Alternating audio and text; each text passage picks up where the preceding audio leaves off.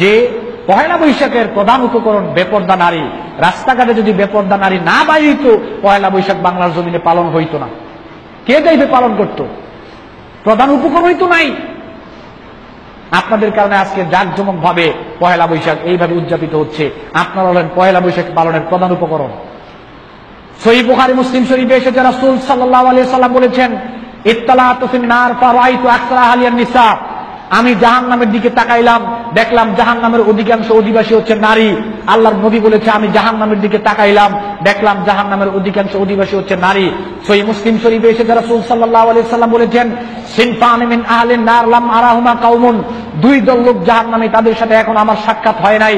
এর মধ্যে এক দল হচ্ছে ওয়া নিসাউন কাসিয়াতুন আরিয়াতুন মাইলাতুন মুমিলাতুন কাসনিমাতুল বুখতিল মাইলা লা ইয়াদখুলুনাল জান্নাহ। যেই নারী কাপড় পরার পরও তার শরীরে অবয়ব বোঝা যায়, যেই নারী কাপড় পরার পরও তার ভিতরের অংশ দেখা যায়, যেই নারী কাপড় পরার মাধ্যমে অন্যকে তার দিকে আকৃষ্ট করতে চায়, নিজেও অপরের দিকে আকৃষ্ট হতে চায়, যেই নারীর চুল উঁচু কুচু থাকে, আল্লাহর নবী বলেছেন লা ইয়াদখুলুনাল জান্নাহ, ওই নারী জান্নাতে যাবে না।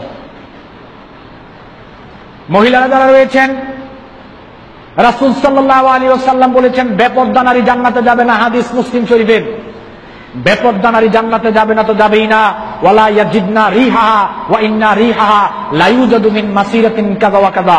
বেপর্দা নারী জান্নাতে যাবে না তো যাবেই না, এমনকি বেপর্দা নারী জান্নাতের ঘ্রাণও পাবে না, অথচ জান্নাতের ঘ্রাণ অনেক দূর থেকে পাওয়া যায়।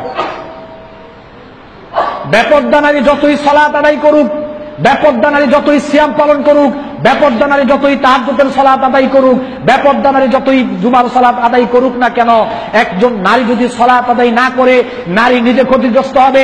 একটা নারী যদি সিয়াম পালন না করে, নারী নিজে ক্ষতিগ্রস্ত হবে। নারী যদি ছোটখাটো ইবাদত যাই রয়েছে ওইগুলো যদি নারী না করে, নারী নিজে ক্ষতিগ্রস্ত হবে। কিন্তু পর্দা না করলে, নারী পর্দা না করার কারণে গোটা জাতি ক্ষতিগ্রস্ত হবে। এই দায়ভার নারীকে নিতে হবে। আপনি পর্দা না করার কারণে একটা যুবকের মাথা খারাপ হয়েছে, যতগুলো যুবক আপনার চেহারা দেখে, আপনার মেয়ের চেহারা দেখে খারাপ কাজে লিপ্ত হবে, ততগুলো যুবকের গুনার ভার আপনার এবং আপনার মেয়েকে নিতেই হবে। হাদিস বুখারী মুসলিমের। আল্লাহর নবী বলেছেন, ওয়া মানিত্তাদা বিদআতান দালালাতান লা ইয়ারদাহু কানা আলাইহি মিনাল ইসমি লা ইয়ানকুসু যালিকা মিন আসামিন শাইআ। কেউ যদি কাউকে কোনো পাপ কাজের দিকে আহ্বান করে, ওই পাপ কাজ করার কারণে সে যতটুকু গুনাহ পাইল, আপনি কেন তাকে পাপ কাজের দিকে ডাকলেন, তার সমান সমান গুনাহ আপনার আমলনামায় লেখা হবে। বেপর্দায় আপনি ঘোরাফেরা করার কারণে আপনার চেহারা দেখে, আপনার মেয়ের চেহারা দেখে যারা পাপে লিপ্ত হবে, তাদের গুনার ভাগীদার আপনার এবং আপনার মেয়েকে হতেই হবে। মুসনাদে আহমদে এসেছে, রাসূল সাল্লাল্লাহু আলাইহি ওয়াসাল্লাম বলেছেন, সালাসাতুন কাদ হারামাল্লাহু আলাইহিমুল জান্নাহ মুদমিনুল খামরি ওয়াল আকল ওয়াদ দায়ুস আল্লাযী ইউকিরু ফি আহলিল খাবাস। তিন শ্রেণীর মানুষের জন্য জান্নাত হারাম। রাসূল সাল্লাল্লাহু আলাইহি ওয়াসাল্লাম বলেছেন, তিন শ্রেণীর মানুষের জন্য জান্নাত হারাম। তিন শ্রেণীর মানুষের জন্য জান্নাত হারাম। এক শ্রেণীর মানুষ হলো যারা সর্বদা মদ পান করে, তাদের জন্য জান্নাত হারাম।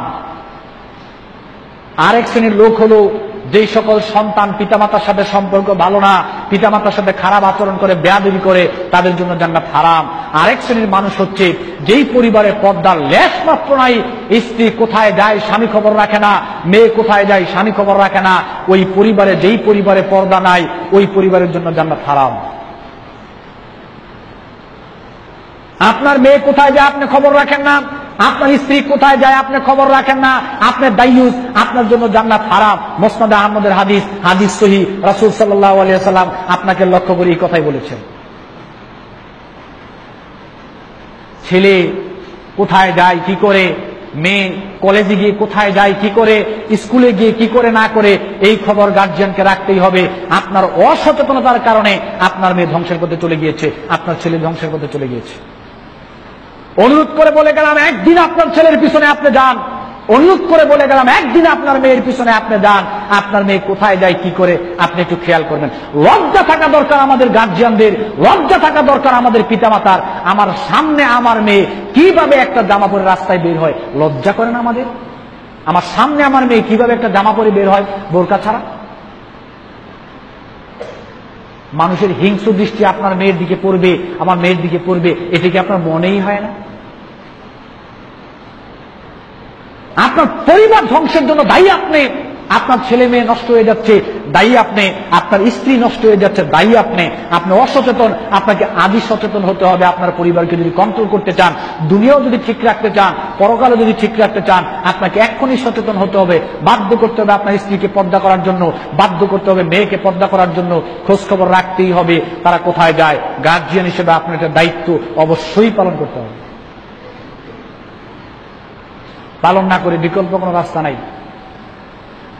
পয়লা বৈশাখ উদযাপিত হয়েছে আমাদের ছেলে মেয়েদের দ্বারা, আমাদের স্ত্রী সন্তানদের দ্বারা পয়লা বৈশাখ খুব ভালোভাবে উদযাপিত হয়েছে।